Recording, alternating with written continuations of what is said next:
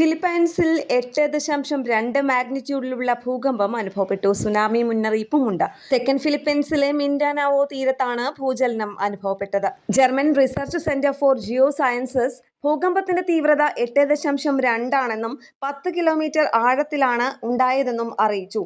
Agency നേരത്തെ ഭൂകമ്പം 7.3 ആണെന്നാണ് കണക്കാക്കിയിരുന്നത്. ഭൂകമ്പത്തെ തുടർന്ന് US സുനാമി മുന്നറിയിപ്പ് സംവിധാനം സുനാമി ഭീഷണി മുന്നറിയിപ്പും നൽകി. അതേസമയം പസഫിക് സുനാമി മുന്നറിയിപ്പ് കേന്ദ്രം സുനാമി തിരമാലകൾ മേഖലയ്ക്ക് ചുറ്റുമുള്ള തീരപ്രദേശങ്ങളെ ബാധിക്കുമെന്നും മുന്നറിയിപ്പ് നൽകിയിട്ടുണ്ട്. ഫിലിപ്പീൻസിൽ Philippines institute of volcanology and seismology ഭൂകമ്പ തീവ്രത കണക്കാക്കുകയും സാധ്യമായ നാശനഷ്ടങ്ങളും 1 മീറ്ററിൽ കൂടുതൽ സുനാമി തിരമാലകൾ ഉണ്ടാകുമെന്ന മുന്നറിയിപ്പ് നൽകുകയും ചെയ്തു. ഇന്തോനേഷ്യയിലെ കാലാവസ്ഥാ നിരീക്ഷണ ജിയോഫിസിക്സ് ഏജൻസി ഭൂകമ്പത്തിന്റെ തീവ്രത 7.7 ആയി കണക്കാക്കി.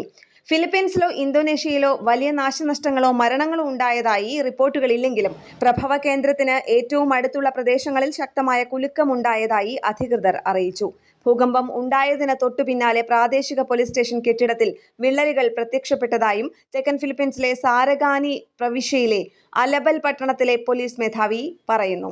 ശക്തമായ ഭൂചലനത്തെ തുടർന്ന് നിരവധി പേർ ബോധരഹിതരായി എങ്കിലും ആളപായം റിപ്പോർട്ട് ചെയ്തിട്ടില്ല.